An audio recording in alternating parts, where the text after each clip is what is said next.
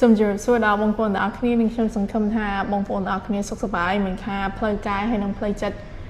cái này tranh video ai hiện YouTube bởi sân one point na chập rõm trong đạp ở ngoài để trong chai mình lấy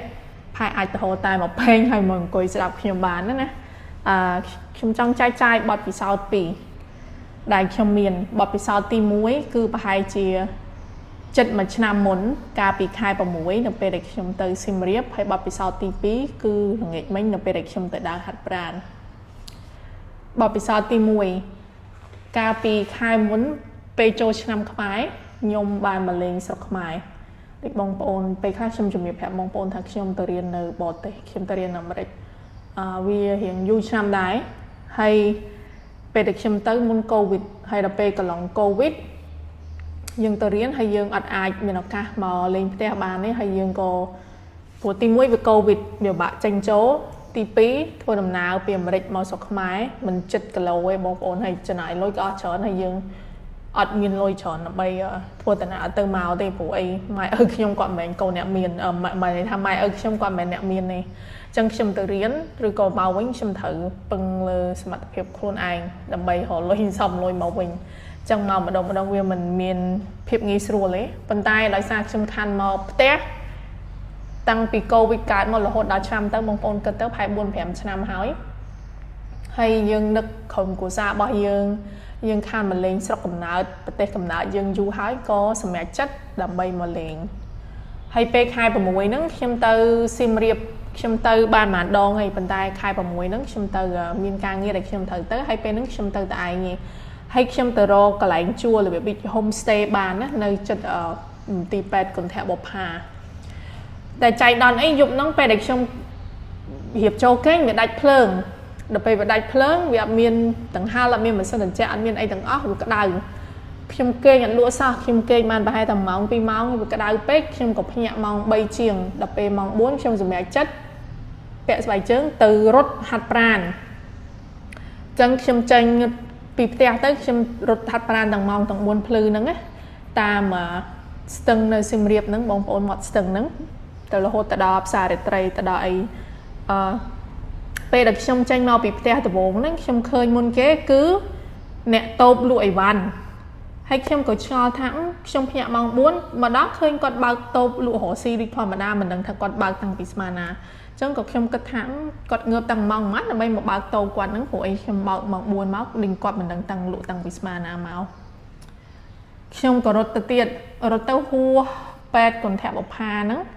tam lời để kể ní nắng hua tới có khơi pu còn bầy tục nắng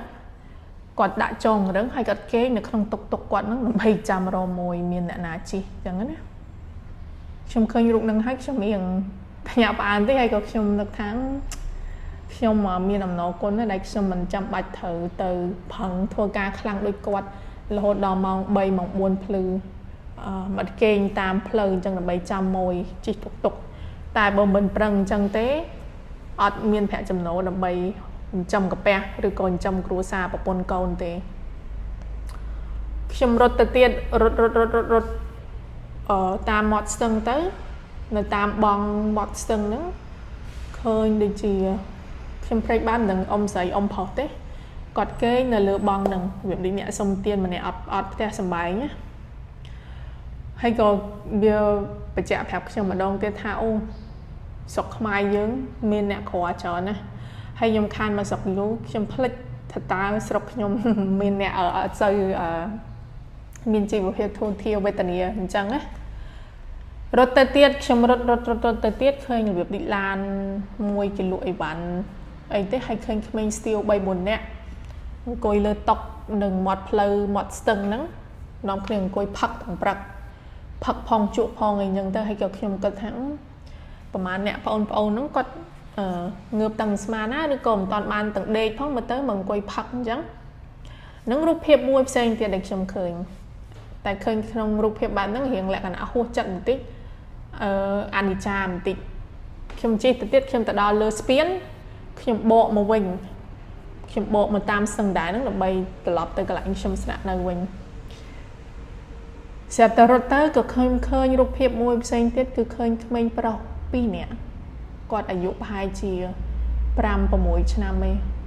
ហើយគាត់អង្គុយនៅលើស្មៅក្បែរមាត់ស្ទឹងហ្នឹងហើយដៃគាត់មានកាន់កែវជ័រពីរហើយមានទឹកមានតកកនៅក្នុងហ្នឹង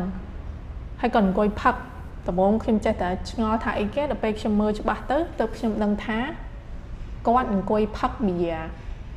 សម័យបងប្អូនខ្ញុំឃើញរូបភាពនឹងហើយយ៉ាងម៉េចក្មេង 5-6 ឆ្នាំម៉ោង 4 ភ្លឺអង្គុយផឹកប៊ីយ៉ាវាធ្វើឲ្យខ្ញុំឆ្ងល់ថាគាត់បានប៊ីយ៉ាហ្នឹងមកពីណានរណាគេឲ្យប៊ីយ៉ាគាត់ផឹកតែគាត់ទៅតែក្មេង 4-5 ឆ្នាំនេះហើយខ្ញុំឃើញរូបភាពបែបហ្នឹងខ្ញុំគិតដល់មុនគេខ្ញុំប្រៀបធៀបគាត់ទៅនឹងក្មេងនៅអាមេរិកសូមជំរាបប្រាប់បងប្អូនថាដោយសារខ្ញុំនៅអាមេរិកយូរឆ្នាំអញ្ចឹងខ្ញុំនឹកឃើញមុនគេគឺខ្ញុំនឹកទៅដល់អាមេរិកចឹងខ្ញុំនឹកឃើញថាក្មេងៗបីប៉ុនគាត់នៅអាមេរិកឥឡូវបើសិនម៉ោង 4 ភ្លឺជាពេលដែលគេកំពុងគេងលក់ស្រួលមិនមែនដូចពួកគាត់ទាំងពីរនាក់មើលទៅដូចក្មេងអាណាថាមិនដឹងឪពុកម្ដាយនៅណាហើយមើលអង្គុយវាស្មៅម៉ោង 4 ភ្លឺអត់ដេកអត់ពួនមកអង្គុយផឹកប៊ីយ៉ានៅរដ្ឋដែលខ្ញុំទៅរៀនណាបងប្អូនដើម្បីឲ្យបុគ្គលម្នាក់គាត់អាចផឹកស្រាបានឬក៏ក្រែបជាតិអាល់កុលចូលទៅក្នុងខ្លួនណាដាច់ខាតគាត់ត្រូវតែមានអាយុ21ឆ្នាំហើយពេលដែលគាត់ទៅទិញស្រាមិនមែននរណាដែលមានលុយអាចទៅទិញស្រាបានគ្រប់គ្នាលុះត្រាតែអ្នកដែលទៅទិញស្រាហ្នឹងបង្ហាញអត្តសញ្ញាណប័ណ្ណរបស់គាត់ការសម្គាល់ខ្លួនគាត់ដើម្បីបង្ហាញថាគាត់គ្រប់អាយុ21ឆ្នាំសិនបានទៅឲ្យគេទៅអ្នកលក់គេលក់ស្រាបៀឲ្យគាត់តែវិច័យដនអីខ្ញុំឆ្ងល់ថានៅស្រុកយើងទី1គាត់ទៅតែក្មេងខ្លាំងមែនតើគាត់មិនតាន់គ្រប់អាយុដើម្បីផឹកប៊ីយ៉ាទេហើយគាត់បានទៅបានប៊ីយ៉ាពីណាមនុស្សធំណាហេតុអីគាត់ដាច់ចិត្តឲ្យប៊ីយ៉ាគាត់ផឹកវាជារូបភាពមួយដែលខ្ញុំឃើញហើយមានអារម្មណ៍ថាបេះដូងខ្ញុំវាពុះជាបំណែកចាបងប្អូនជារូបភាពដែលយើងនឹងមិនគួរឃើញណាខ្ញុំក៏រត់ទៅទៀតរត់បានបន្តិចទៅទៀតនៅមាត់ស្ទឹងហ្នឹងខ្ញុំឃើញលម៉កមួយលម៉កហ្នឹងលម៉កលក់ដូរមានរបស់ផឹករបស់ញ៉ាំអីអញ្ចឹងណា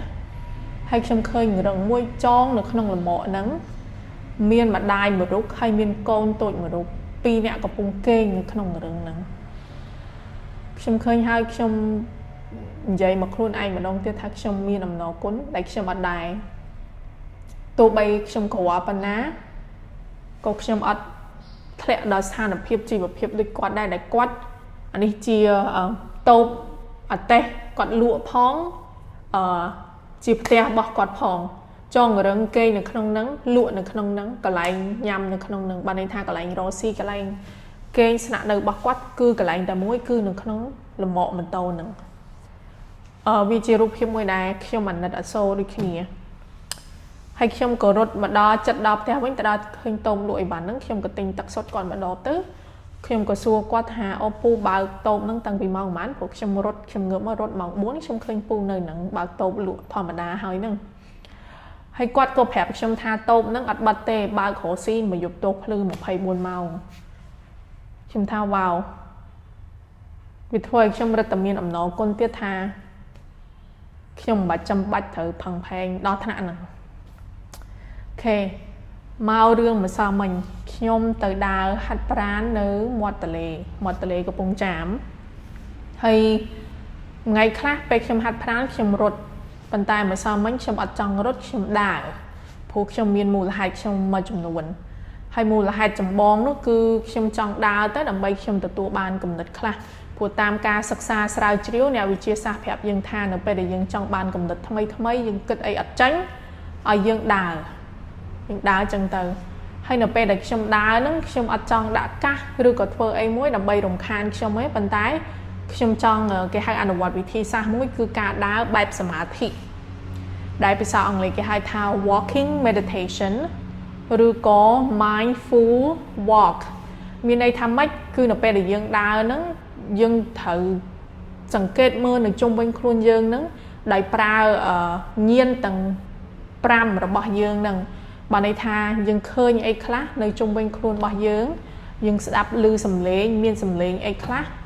យើងធំក្លិនអីនៅជុំវិញខ្លួនរបស់យើងគឺយើងប្រើញៀនទាំងអស់ហ្នឹងដើម្បីមកសង្កេតឲ្យដឹងថាអ្វីដែលនៅមជ្ឈដ្ឋានជុំវិញខ្លួនយើងនៅពេលដែលយើងធ្វើបែបហ្នឹងវាកាត់បន្ថយ stress វាជួយឲ្យយើងទទួលបានគំនិតថ្មីហើយយើងដឹងថាអ្វីដែលមាននៅជុំវិញខ្លួនយើង chẳngខ្ញុំក៏ធ្វើបែបហ្នឹងហើយខ្ញុំដើរទៅខ្ញុំសង្កេតមើលមែនថាខ្ញុំឃើញអីខ្លះដល់ពេលដែលខ្ញុំដើរប្រហែល1ម៉ោង2-3គីឡូហ្នឹងខ្ញុំដើរចេញទៅក៏ឃើញអ្នកលក់ដូរធម្មតាជាទូទៅគឺនៅមាត់ទន្លេសុទ្ធតែអ្នកលក់ដូរមានអ្នកលក់ដូរមានអ្នកដើរលេងនៅទៅទិញអីញ៉ាំមានគ្រប់រូបភាពទាំងអស់ដើរទៅជួបអ៊ំស្រីមួយគាត់សុំទានគាត់តែងតែឃើញមុខខ្ញុំឬក៏ឃើញអ្នកផ្សេងគាត់តែងតែមកទៅសុំលុយគេហើយខ្ញុំឃើញអ្នកលក់មានដាក់ធុងទូចមួយមានលម៉កនិយាយទៅគឺលក់ដូរក្នុងតម្រង់គ្រប់ប្រភេទបងប្អូនមានតូចតាំងពីតូចតាចរហូតដល់ហាងមានអីកន្លែងត្រឹមត្រូវមានម៉ាស៊ីនត្រជាក់មានអីនៅតាមមាត់ទន្លេហ្នឹងហើយក៏យើងឃើញអ្នកដែលគាត់រត់ហាត់ប្រាណព្រោះងាកឡើងគឺអ្នករត់ហាត់ប្រាណច្រើនហើយយើងក៏ឃើញអ្នកដែលទៅទិញអីញ៉ាំខ្ញុំដើរទៅខ្ញុំក៏ឃើញមួយជុំហ្នឹងគេដាក់កាទេលនៅកន្លែងគេដើរមាត់ទន្លេហ្នឹងបងប្អូនហើយមកអង្គុយស្កាត់កណ្ដាលផ្លូវគេដើរពេលខ្លះខ្ញុំក៏គិតថាពួកគាត់គិតអីបានគាត់មកអង្គុយប្លុកផ្លូវគេដើរកំពុងតែហាត់ប្រាណទោះបីជាផ្លូវសាធារណៈប៉ុន្តែពេលខ្លះយើងត្រូវចេះមាននិយាយអីស្រួលស្ដាប់តិចបងប្អូនមិនថាត្រូវចេះមានមារយាទឬក៏ការគិតដែរថាគួរមិនគួរដើម្បីយើងដាក់កាទេមកអង្គុយនាំគ្នាអង្គុយផឹកស៊ីចុកអីនឹងកណ្ដាលផ្លូវកន្លែងគេហៅ sidewalk កន្លែងគេដើរហ្នឹងហើយក៏ឃើញអ្នកលក់ផ្សេងទៀតអញ្ចឹងធ្វើឲ្យខ្ញុំឃើញរូបភាពទាំងអស់ខ្ញុំគិតទីមួយខ្ញុំគិតខ្លួនខ្ញុំហើយខ្ញុំគិតរូបភាពទាំងអស់ហ្នឹងដោយសារតែបញ្ហាជីវភាពផ្គត់ផ្គង់ក្រុមគ្រួសាររកប្រាក់ចំណូលចូលក្នុងក្រុមគ្រួសារទើបបានពួកគាត់ទាំងអស់ហ្នឹងគាត់ខំមែនតើមួយថ្ងៃលក់ដូរទាំងយប់មិនថាយប់មិនថាល្ងាចលក់ដូរមួយថ្ងៃទៅល្ងាចដើម្បីតែកាពះចិញ្ចឹមជីវិតដើម្បីតែចិញ្ចឹមជីវិតចិញ្ចឹមគ្រួសារផ្គត់ផ្គង់គ្រួសារខណៈពេលដែលអ្នកទាំងអស់ហ្នឹងកំពុងតែផឹងធ្វើការដើម្បីរកលុយខ្ញុំមានអំណរគុណថាខ្ញុំមិនចាំបាច់ផឹងផែងដល់ថ្នាក់នឹងត្រូវធ្វើការមួយថ្ងៃទល់ល្ងាចអត់មានពេលសម្រាប់ដើម្បីឲ្យមកផ្គត់ផ្គង់ខ្លួនឯងពីព្រោះខ្ញុំនៅក្នុងខ្លួនខ្ញុំមានចំណេះខ្ញុំអាចទៅធ្វើការបានហើយខ្ញុំអាចរកលុយបានច្រើនជាងពួកគាត់ដែរលក់ដូរតាមលំអកតាមអីហ្នឹងតែពេលខ្លះខ្ញុំធ្វើការមួយថ្ងៃអាចស្មើនឹងពួកគាត់ធ្វើការកន្លះខែឬក៏មួយខែឬក៏អីចឹងទៅហើយយើងឃើញអ្នកផ្សេងទៀតដែលគាត់ទៅរត់ហាត់ប្រាណហ្នឹងបានន័យថាគាត់មានការងារផ្សេងប៉ុន្តែគាត់ធ្វើការ8ម៉ោងហើយនេះជាពេលដែលគាត់ត្រូវយកមកថែទាំសុខភាពខ្លួនឯងដោយគាត់មិនចាំបាច់ផឹងដូចអ្នកផ្សេងដូចគ្នាចឹងក៏វាធ្វើឲ្យខ្ញុំគិតថាតើវាខុសប្លែកអីរវាងខ្ញុំជាមួយអ្នកដែលលក់ដូរតាមប្រទេសហ្នឹងហើយអ្នកដែលមានលក់ដូរមានហាងអីធំហើយនឹងអ្នកដែលទៅអង្គុយលេងទៅអង្គុយញ៉ាំអីអញ្ចឹងណាព្រោះអីខ្ញុំគិតថាពួកយើងម្នាក់យើងកើតមកយើងមានពេល24ម៉ោងដូចគ្នាយើងមានពេលដើម្បីធ្វើការរកស៊ីដូចគ្នាទោះបីជាយើងមានពេល24ម៉ោងដូចគ្នាយើងទៅធ្វើដើម្បីឲ្យយើងទៅធ្វើការរកស៊ីចិញ្ចឹមខ្លួនឯងមានប្រាក់ចំណូលផ្គត់ផ្គង់ក្រុមគ្រួសារនិងជីវភាពជារៀងរាល់ថ្ងៃរបស់ខ្លួនឯងហ្នឹងប៉ុន្តែមិនមែនប្រកាសថាក្នុងពេល24ម៉ោងហ្នឹងប្រាក់ចំណូលដែលយើងរកបានដូចគ្នាឯងដូចខ្ញុំនិយាយមិញអញ្ចឹងអ្នកដែលគាត់មានអាតេសលក់ដូរអីអញ្ចឹងគាត់ផឹងមួយថ្ងៃទៅល្ងាចខ្ញុំមិនដឹងថាគាត់ផឹងបានប៉ុន្មានទេប៉ុន្តែយ៉ាងហោចណាស់គឺគាត់ចំណាយកម្លាំងច្រើនមែនតើវាខុសពីខ្ញុំដែលខ្ញុំមិនចាំបាច់ត្រូវទៅចំណាយកម្លាំងច្រើនដូចគាត់ដើម្បីបានប្រាក់ចំណូលរកមកហើយក៏បើសិនខ្ញុំហត់ពេលណាខ្ញុំអាចសម្រាកពេលហ្នឹងបានខុសពីគាត់អញ្ចឹងក៏ខ្ញុំនឹកឃើញហើយសូម្បីតែអ្នកផ្សេងទៀតដែលគាត់ទៅរត់ហាត់ប្រាណហ្នឹងក៏គាត់មិនដូចអ្នកលក់ដូរដែរអញ្ចឹងធ្វើឲ្យខ្ញុំគិតថាតើអ្វីដែលធ្វើឲ្យខ្ញុំហើយមនុស្សដែលខ្ញុំសង្កេតឃើញហ្នឹងខុសគ្នាទាំងបទពិសោធន៍ដែលខ្ញុំចែករំលែកមួយបងប្អូនរឿងទៅសៀមរាបខ្ញុំឃើញអីខ្លះហ្នឹងខ្ញុំក៏នឹកឃើញដល់សភៅមួយនេះដែលសភៅនេះមានចំណងជើងថា Naked Economics ខ្ញុំស្រឡាញ់សភៅហ្នឹងខ្លាំងមែនតើបងប្អូនសភៅហ្នឹងគឺជាសភៅនៅពេលដែលខ្ញុំទៅរៀននៅអាមេរិកហើយចាប់ផ្ដើមរៀនថ្នាក់អនុបណ្ឌិតខ្ញុំរៀនថ្នាក់សេដ្ឋកិច្ចមួយសេដ្ឋកិច្ចថ្នាក់ហ្នឹងគេហៅថា Econ 101ឬក៏ Economics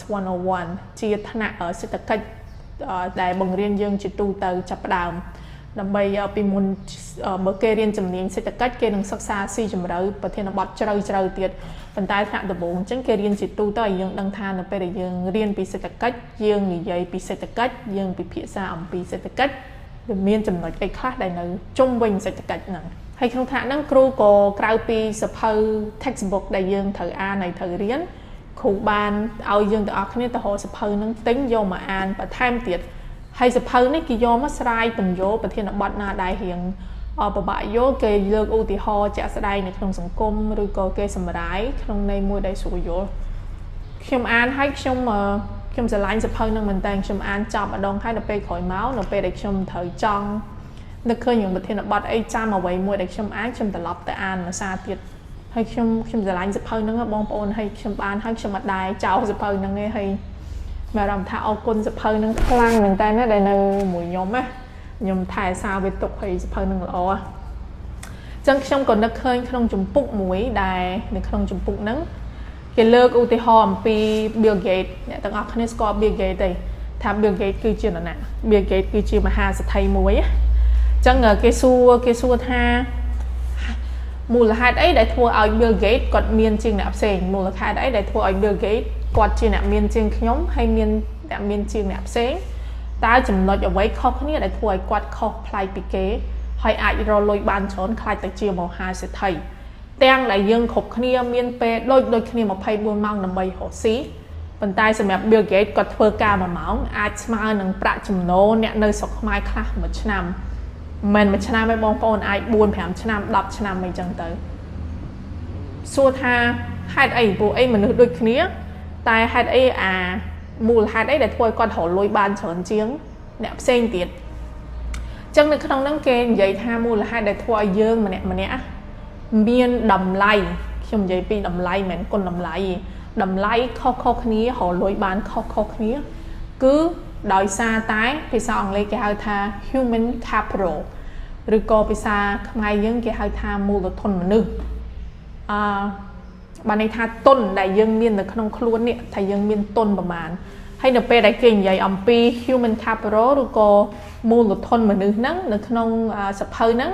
គេឲ្យនិយមន័យហើយគេពោលសំដៅទៅលើជំនាញទាំងអស់សរុបដែលបុគ្គលម្នាក់មាននៅក្នុងខ្លួនដែលរួមមានទាំងចំណេះដឹងការអប់រំបញ្ញាគំនិតច្នៃប្រឌិតបុគ្គលិកលក្ខណៈបទពិសោធន៍ការងាររបស់ពួកគាត់សម្បីតែសមត្ថភាពនៅក្នុងការធ្វើជាសហគ្រិនភាពឬក៏សមត្ថភាពដើម្បីធ្វើអីមួយដែលខុសប្លែកពីអ្នកដទៃបានហើយមិនធម្មតាវាជំនាញរឹងទាំងអស់ហ្នឹងឯងបានន័យថាសម្បីតែជំនាញក្រៅពីយើងទៅរៀននៅសាលាហើយអាចជំនាញទុនដែលយើងត្រូវមានក្នុងខ្លួនដូចជាភាពស្មោះត្រង់ភាពអត់ធ្មត់ទៀងត្រង់ជាមួយមនុស្សដទៃអ្នកដែលយើងធ្វើការជាមួយទាំងអស់នឹងហើយគឺជាអ្វីដែលគេហៅថា human capital ឬក៏មូលធនមនុស្សអញ្ចឹងគាត់និយាយថានៅពេលដែលយើងមានមួយហ្នឹងណាវាធ្វើឲ្យតម្លៃយើងខុសពីតម្លៃមនុស្សដទៃដូចនិយាយមិញអញ្ចឹងថាអ្នកខ្លះដោយសារតែគាត់អត់មានចំណេះដឹងគាត់ត្រូវទៅធ្វើការដើម្បីជាកម្មករលីសែងឬក៏កម្មករសំណង់អីចឹងទៅបើសិនជាអ្នកដែលគេមានចំណេះដឹងគេមានជំនាញនៅក្នុងការគូរប្លង់សាងសង់អីមួយគេគឺជាស្ថាបត្យករអញ្ចឹងស្ថាបត្យករគាត់គ្រាន់តែចេញប្លង់តម្លៃនៃការចេញប្លង់តម្លៃដែលគេឲ្យទៅលើការងារគាត់ធ្វើហ្នឹងបានច្រើនលើសពីកម្មករសំណង់ធម្មតាដែលអត់មានចំណេះជំនាញនឹងហើយគឺជាអ្វីដែលធ្វើឲ្យយើងខុសពីអ្នកផ្សេងហើយគេក៏បានបញ្ជាក់ប្រាប់ទៀតថាប្រទេសណាក៏ដោយទីកន្លែងណាក៏ដោយនៅពេលដែលមានមូលធនមនុស្សកាន់តែច្រើនប្រទេសនោះកាន់តែរីកចម្រើននិងមានការអភិវឌ្ឍកាន់តែច្រើនប៉ុន្តែប្រទេសណាដែលសម្បូរទៅដោយភាពក្រីក្របានន័យថាប្រទេសហ្នឹងមិនទាន់មានមូលធនមនុស្សគ្រប់គ្រាន់នៅឡើយទេដូច្នេះហើយយើងត្រូវជួយដល់មនុស្សទាំងអស់ហ្នឹងដើម្បីឲ្យគាត់មានចំណេះជំនាញគាត់អាចមានការងារធ្វើហើយរកលុយបានច្រើនជាងមុនហើយអ្នកខ្លះគេនិយាយថាអូចុះបើមួយមានគ្រប់គ្នាអស់រៀនចេះគ្រប់គ្នាអស់សួរថាបានពីណាទៅធ្វើការតូចតាចប៉ុន្តែនៅក្នុងហ្នឹងគាត់ក៏មានបញ្យល់ដែរថាវាមិនមែនបែបហ្នឹងទេបើសិនមានមនុស្សចេះដឹងកាន់តែច្រើនប្រទេសមួយហ្នឹងសហគមន៍មួយហ្នឹងនឹងកាន់តែរីកចម្រើនទៀតពីព្រោះឯងអ្នកចេះដឹងទាំងអស់ហ្នឹងនឹងយកគំនិតច្នៃប្រឌិតរបស់គាត់ហ្នឹងទៅបង្កើតការងារផ្សេងទៀតដូច្នេះហើយត្រឡប់មកវិញវាឆ្លើយនឹងសំណួរថាបើសិនជាយើងទាំងអស់គ្នា dương trong bằng cao đầm lấy khuôn ánh ai khuôn anh miên ca nghe đại là chương muốn họ phải chấm nó bàn chón dương tầng ọc nia trâu tai miên tuấn nâng chụp bàn này thật tuấn nâng không khuôn chấm này chấm nhiên tầng ọc nâng và sân bà dương miên tuấn nâng á tua bay ngay nam môi dùng chốt chay tới dùng bạch bong thọc sầm bạch kẹo khuôn tầng ọc có dương ọc chia bằng nhà hà chào đái bị phụ ấy dương ai do tuấn này dương miên nâng không khuôn nâng từ đã chấp đám vì này dốt chấp đám chỉ có chỉ thay tiết bản cái lược ưu tiên họ được Steve Jobs NP đại quạt bậc cao trong hôn Apple House ấy trong hôn này quạt họ khơi khuôn ai nó chỉ nhẹ và chụp quạt và đánh quạt tranh bị ca nghĩa quạt admin của bạn chất được có quạt đặt bù slap tế bàn tay đấy xa đã chấm này nó không khu các bà để quạt miền đó quạt bậc từ bậc cao trong hôn mùi tiết để hai tha trong hôn Pixar hay khói mơ cổ trong hôn Apple cái hai quạt một thơ ca ở Apple với hay khai tay chìm luôn đã bay chụp chay miền lôi tròn đại bông bông score quạt mà đo sắp ngày nữa chẳng từng nó cứ đòi xa tại cái hai tha human capital đại quạt miền ở trong khuôn được chứ này hiện bộ tập lập mà mơ khuôn dương mình hay câu kênh vậy tha nó về đầm lúc miền chấm này miền chấm niên miền ca vô đăng trốn nơi trong khuôn vì mình trầm tại chui ai kê ai miền sẽ đẩy phiếp khang hệ ảnh bật thô bàn tay viên đừng chui plak prai chỉ vật mình lúc nè không có tạp xem tiệt kê ca sắc xa xéo chiếu có hồ khơi tha nó pe đài dương miền chấm này đắng dương che đắng chương môn dương miền ca cất xì chấm rơi chương môn miền nơi ai chấm niên tầng ở năng đại định nhung lực làng nắng việc thua áo dương khai từ chương mình lúc nè đái miền sọc phèp lọ chương môn vì phụ ấy bây dương hiện che đắng dương miền ca vô đắng chót dương sẽ lạnh sọc phèp bỏ dương dương che vì vị thi sát đầm bay thay ở xa luôn ảnh đôi chiếc ôn bị chloi nâng sầm nuốt trong đại bị mông trong ngao than thì sân dương nơi sọc mai thả pe khác hạt ấy còn hiến từ hiến nơi sọc bị chia lái còn bà hổ ca nghe thử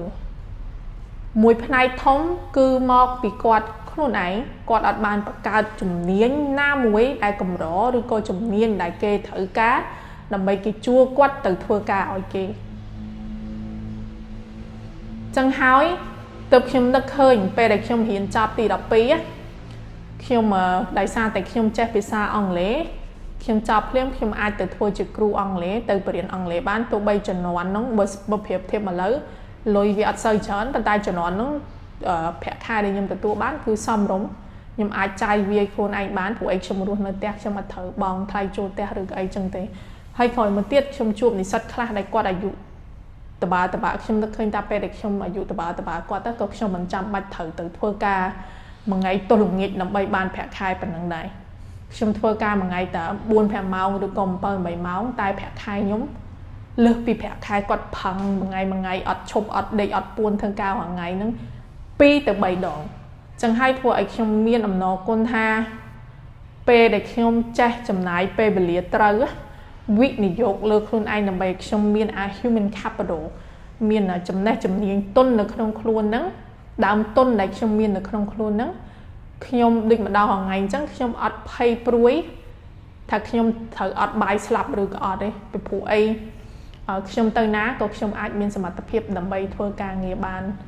pe khác nhom đặc khơi nhá chỉ vật vật chỉ chào ta pe được nhom nơi bị khmer nhá pe khác chỉ cắt định nâng bồng mu spin kia rồi nè nâng anh chẳng cả anh cái lụa tắc cả lọc lụa bông tia câu nè chăm chăm cho nó chăm nơi riêng là dụ buồn pram đó á bây nhom chỉ cần lắng spin mà bông chăm mà đồng nhom khơi cái anh lụa tắc cả lọc nhom khơi ngay chân tới che cái thành che thắng mình đang ngày nãy miền lôi từ tình tắc cả lọc nhầm mới có bông tia câu nhầm được kì ta đã bây mà đo lấy cái lệnh mơ khôi vĩnh lần thắng nơi bị khmer nhờ chỉ khmer mình nè chào mình tên kịch ấy chàoแต่mà đòi lấy tập đăng thảo khi mình ai trong miền là tập hiệp lực pi khoản tập tên nhà tập cả lọc mà keo phật tiệt mình ta lấy đo pe đo mà đo trong lịch ní nhưng tập tua ban trong này đăng chớn nhưng hiện ban sốt ban chớn quay từng ở nơi dương khơi pe khác dương nâng mình từng clean làm bay từ tinh nhầm không phụ ai ca kết bao dương miền ca kết senอย่างนั้นนะถ้าไปคลาไว้ได้เกลตามเพลินนึงเบีย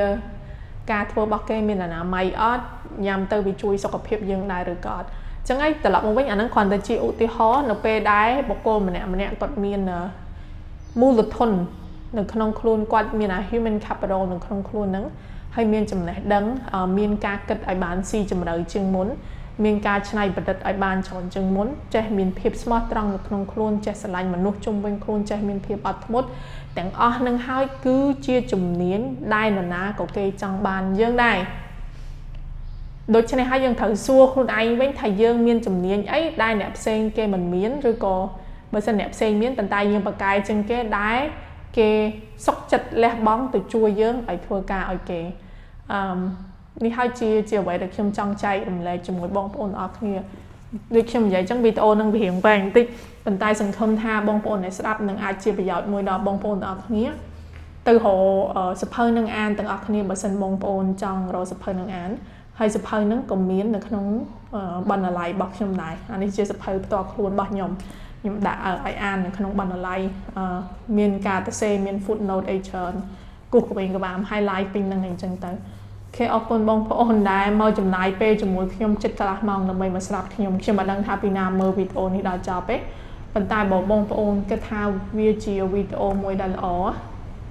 សូមបងប្អូនចែកម្លែកជាថ្មីម្ដងទៀតចង់កដោបសរុបសេចក្តីមកថាហេតុអីខ្ញុំចែកចាយរឿងពីនឹងឲ្យបងប្អូនអរគ្នាឃើញថាសរុបសេចក្តីទៅនៅពេលដែលមនុស្សមានចំណេះដឹងប្រហែលជា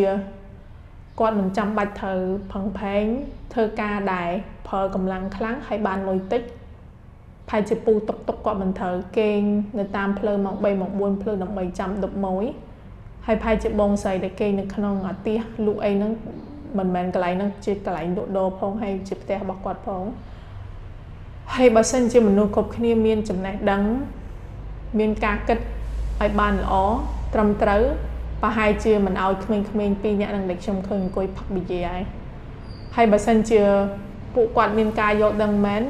ក៏មិនមែនគាត់ទៅអង្គុយមាត់ទន្លេហើយទៅអង្គុយប្លុកផ្លូវគេដើរអានឹងទាំងអស់ហ្នឹងខ្ញុំគ្រាន់តែ